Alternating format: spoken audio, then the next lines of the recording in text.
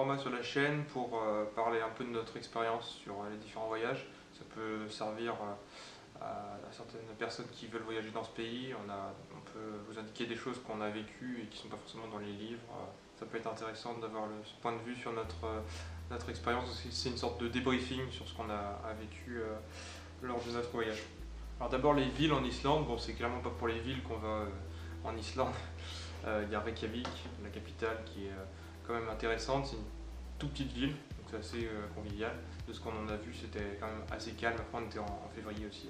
Mais donc c'est clairement pas pour les villes qu'on y va. Sinon dans le pays il y a d'autres petites villes plutôt sympathiques où les gens parlent souvent bien anglais, donc c'est assez facile de se faire comprendre.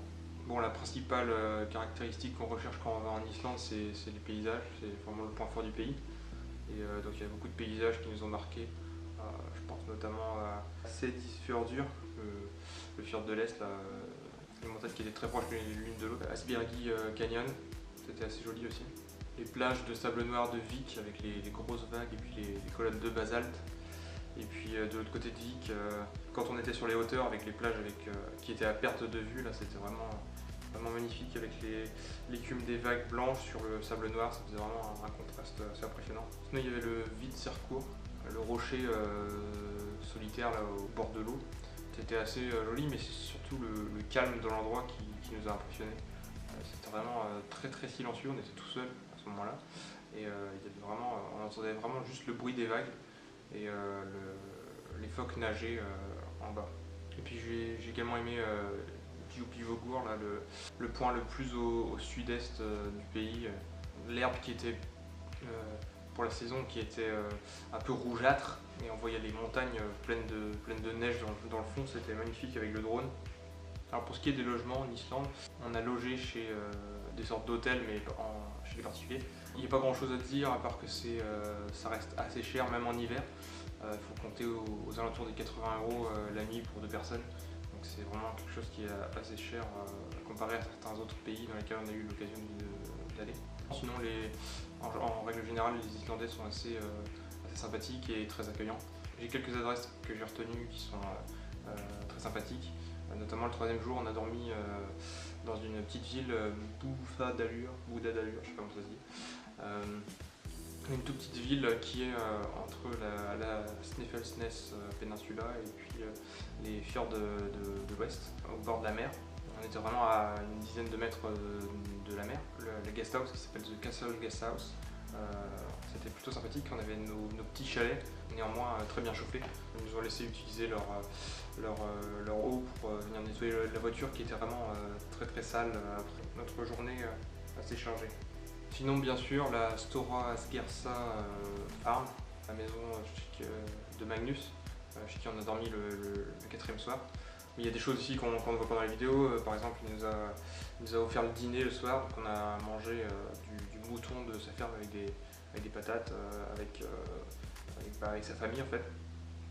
Et puis une Suédoise qui était là aussi, qui était venue pour travailler dans sa ferme. Et puis le lendemain, on est parti assez tôt parce qu'on avait besoin de partir tôt pour éviter la tempête. C'est quand même levé en même temps que nous pour nous faire un petit déj islandais à base de bouillie d'avoine, de lait et sucre roux je crois. On avait un peu peur, c'est où le petit déj islandais, c'est pas ce qui nous attend, mais en fait non, c'était plutôt très bon.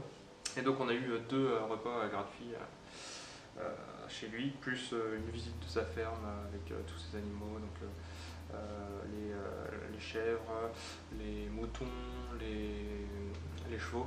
Et donc il nous a raconté aussi qu'est-ce qu'il allait faire comme modification dans sa guest house. Il y aura notamment un bar, il va faire du barbecue, etc. Donc très convivial. On n'a pas eu le temps de profiter de tout parce que comme il dit dans les vidéos, il a une chute d'eau aussi également et un hot pot donc pour pouvoir se baigner. On n'a pas eu le temps malheureusement, on est resté qu'un soir. On vous le conseille, c'est vraiment top. C'était notre coup de cœur du voyage en termes de rapport humain en fait. Logar aussi, très bon hôtel avec un hot pot juste à 10 mètres même pas 5 mètres de chambre. On s'est baigné dedans entre 22h et 23h, c'était parfait. Voilà, sinon on va aussi parler des des choses moins bien. Le 6e soir, quand on est redormi dans les fjords de l'Est, on est arrivé dans le bar qui fait aussi hôtel dans lequel on dormait, et le gars n'était pas au courant qu'on devait dormir chez lui, donc, alors qu'on avait réservé bien sûr. Donc c'était un peu spécial, il a dû faire ce qu'il pouvait pour nous accueillir, mais bon, on voyait que c'était pas préparé, donc c'était un peu différent. Parlons maintenant de la nourriture. Alors, la nourriture islandaise, c'est assez spécial. Déjà, c'est très cher. La vie en Islande est relativement chère. Donc nous, on s'est nourri principalement de barres céréales qu'on avait achetées en France. Et le soir, généralement, on essayait des choses locales. Alors, on n'a pas goûté le hakarl, c'est le requin fermenté pendant je ne sais plus combien de mois, parce que même les Islandais apparemment n'apprécient pas trop ce mets. En revanche, on a goûté d'autres choses.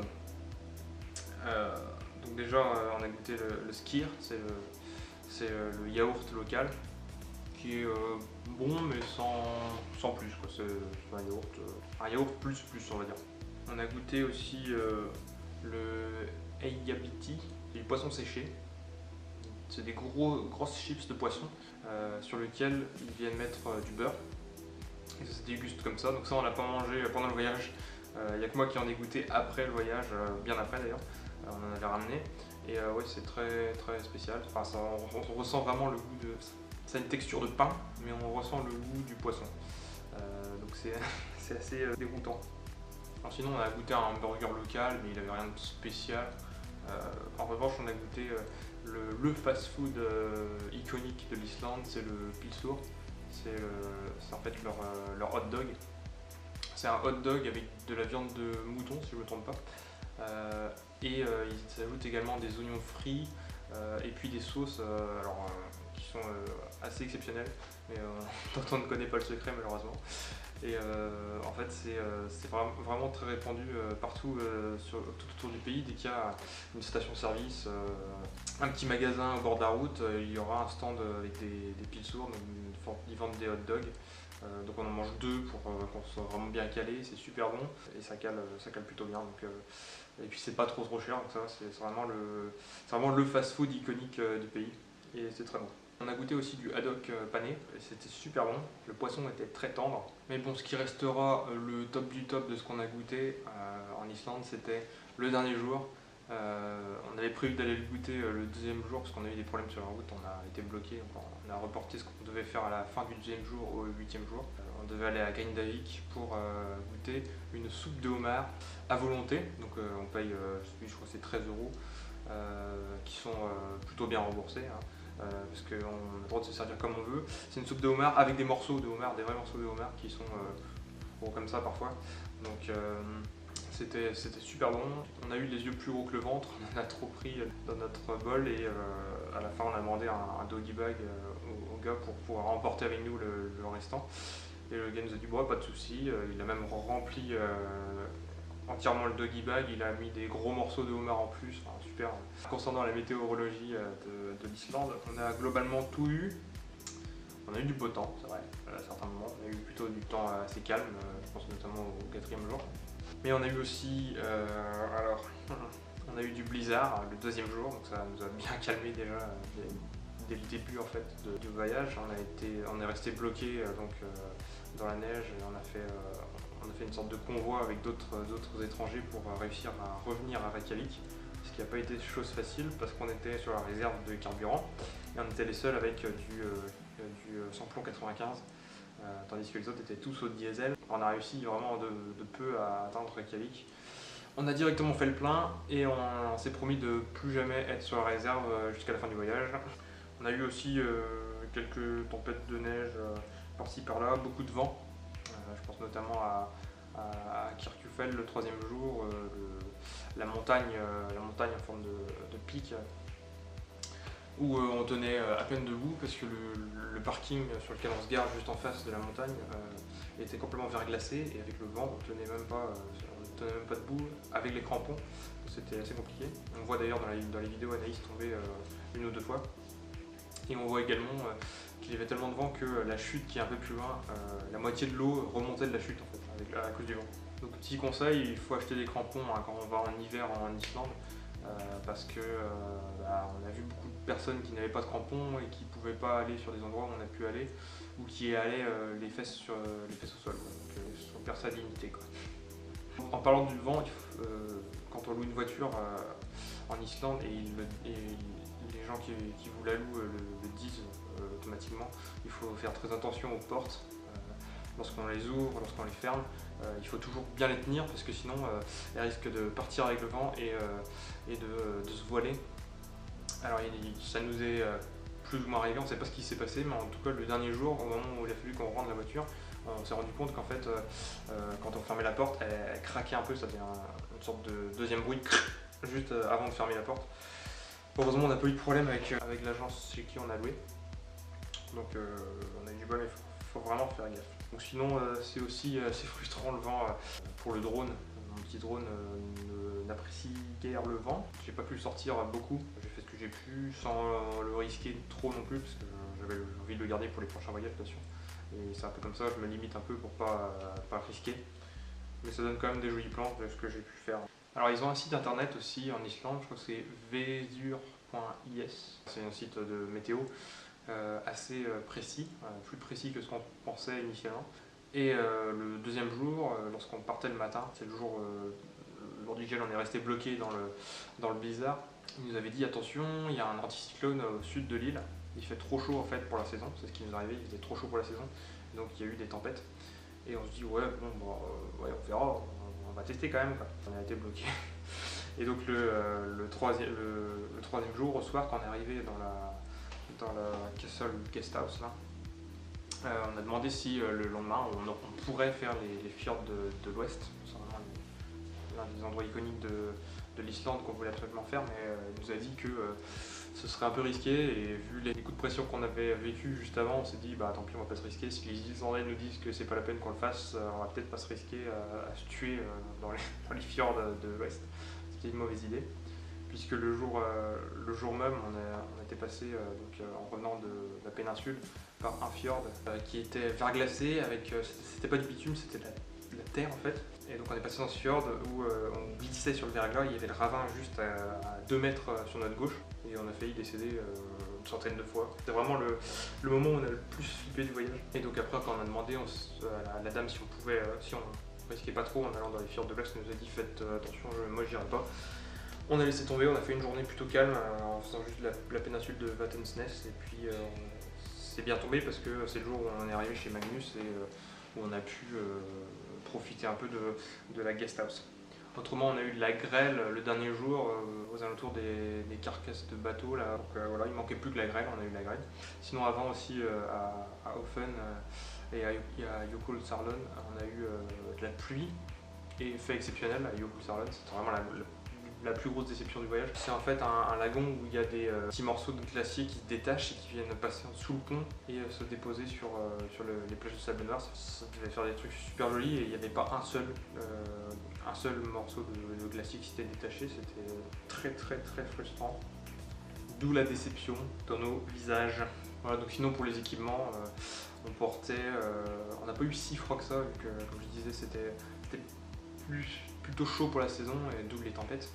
Mais on portait autrement des chapkas, une paire de sous-gants, 2 paires de gants. Donc ça faisait vraiment des gros doigts. Pour faire du drone, c'était pas évident avec les joysticks, donc j'étais obligé d'enlever mes gants et piloter, les doigts qui étaient en train de geler. Donc à chaque fois que je pilotais, après je sentais plus mes doigts. C'était bon, c'était pour la bonne cause, pour avoir les belles images, mais bon. Autrement, j'ai un manteau de ski, des t-shirts manches longues spécialement pour le ski qui permettent de réchauffer, enfin de garder la chaleur. Des sous-pantalons aussi, hein, un sous-pantalon et un pantalon. Mais globalement, on n'a pas eu si froid que ça, sauf à certains endroits vraiment spécifiques. Mais dans la globalité, ça restait quand même assez soutenable. On a eu moins 5 degrés, je crois, ou moins 7 degrés le minimum qu'on a eu, donc ça reste correct. Alors passons maintenant aux anecdotes. À un moment, le deuxième jour, on se retrouve à Geysir, donc le geyser qui, d'après ce que j'avais lu, était censé envoyer de l'eau tous les 5 minutes environ. Donc on s'est mis en position en attendant le prochain jet. Et on a attendu 8 minutes dans le froid, dans le vent, sans les gants, et en face du vent, parce que le vent venait en face, enfin moi en tout cas il me venait en plein sur moi. Je commençais à geler, donc je tenais la caméra sur moi sans bouger comme ça, en filmant du coup, en attendant que le gel parte. Donc j'ai attendu 8 minutes comme ça en train de geler. À un moment je sens que mon nez coule, donc je m'essuie le nez, et c'est pile à ce moment-là que, que le geyser pète, et c'est pour ça que sur le plan on voit que je bouge un peu en mode surpris, alors que ça faisait 8 minutes que j'attendais, mais oui j'étais un peu surpris parce que c'est au pire moment qu'il a explosé forcément. Le quatrième jour aussi, au tout début du quatrième jour, quand on monte sur la montagne où tout était enneigé là, tout était vraiment dégagé, je me dis je vais lancer mon drone. Alors je commence à préparer mon drone, bon ça prend normalement 5 minutes parce que le temps de mettre en place la télécommande, le téléphone sur lequel on voit ce qu'on filme. Une fois que je suis prêt, je commence à le lancer et là il commence à neiger, mais on voyait plus rien du tout, c'était même pas la peine de lancer le drone. Donc c'était vraiment pas de bol, et j'ai pu le lancer ensuite un peu plus bas sur la route, en bas de la montagne. On a quand même un joli plan. À Borgarvirki, le quatrième jour, il y a un endroit où il y a une sorte d'endroit surélevé où on voit toute la région autour. Donc on voulait aller là pour avoir une belle vue sur tout l'endroit. Et on n'a pas pu aller parce que quand on a pris la route pour monter, on voit qu'on arrive sur une avalanche en fait qui s'était produite, qui bloquait totalement la route. On a été obligé de faire demi-tour donc au bord du ravin pour pouvoir repartir. C'était un peu galère.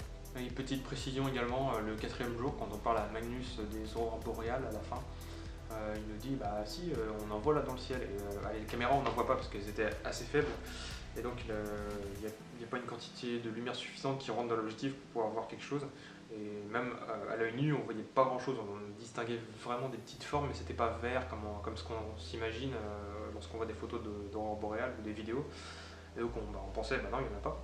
On s'est réveillé cette nuit-là à 2 h du matin pour regarder par la fenêtre. On avait une grande baie vitrée pour pouvoir regarder par la fenêtre, mais également on n'a rien vu.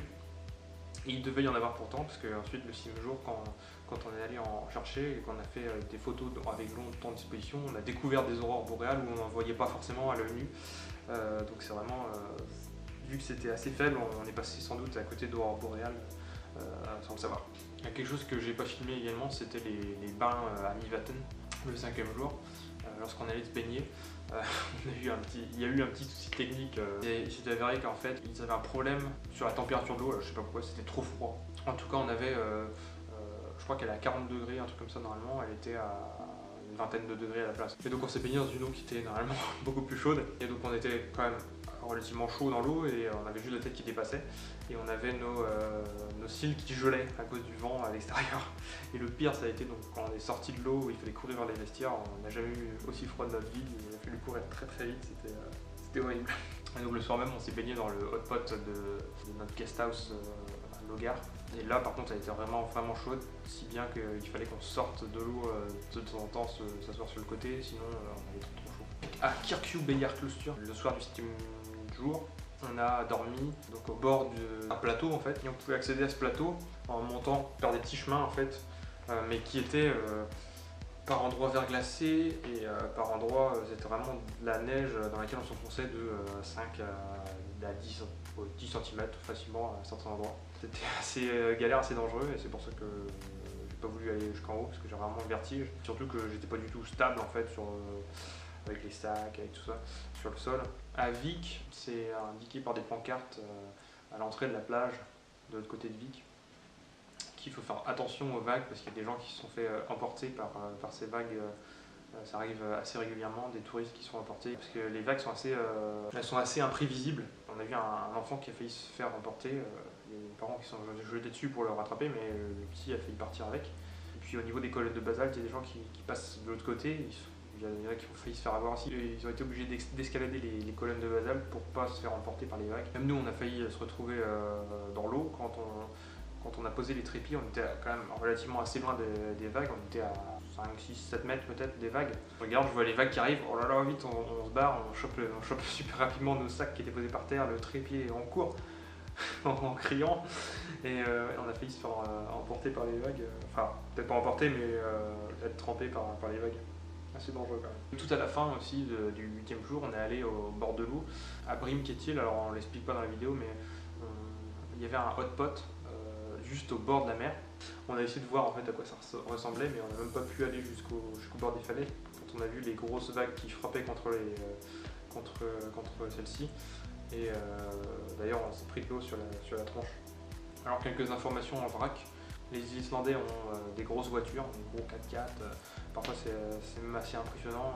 On en a vu certains qui étaient vraiment très hauts, avec des grosses roues, et on comprend pourquoi quand on voit les routes. Mais en général, ils conduisent relativement bien. Il faut savoir pour ceux qui utilisent des drones que ceux-ci sont généralement interdits dans les gros lieux touristiques, jusqu'au Gullfoss, ce genre de choses. Gizir aussi par exemple. Ils ont eu sans doute des problèmes avec les drones, il y a dû avoir des accidents, et donc ils ont interdit les drones dans ces endroits-là. Mais autrement, dans les endroits plus sauvages et donc par définition moins surveillés, on peut utiliser les drones comme on veut. Alors sinon, l'essence comme la nourriture est chère aussi, hein. Et pour information, 1 euro c'est 134 couronnes islandaises, donc ISK. Et puis dernière info, tout à fait glamour, tout à fait sympathique, l'Islande c'est aussi l'odeur du soufre, partout. Donc même sous la douche on sent cette odeur de soufre assez significative, une odeur d'œuf pourri en fait, mais on s'y habitue assez rapidement. Mais la première fois ça fait un peu bizarre. Donc voilà, j'espère que ça vous a plu ce format où on partage un peu notre expérience hors de ce qu'on a vu sur les films. Ça permet de préciser certaines choses aussi. Et donc ça permet aussi de préparer potentiellement des gens qui regardent cette vidéo à aller visiter l'Islande. L'Islande qui reste pour ma part le meilleur pays que j'ai visité parce que c'était vraiment atypique, c'était vraiment une aventure. Donc super aventure, super expérience.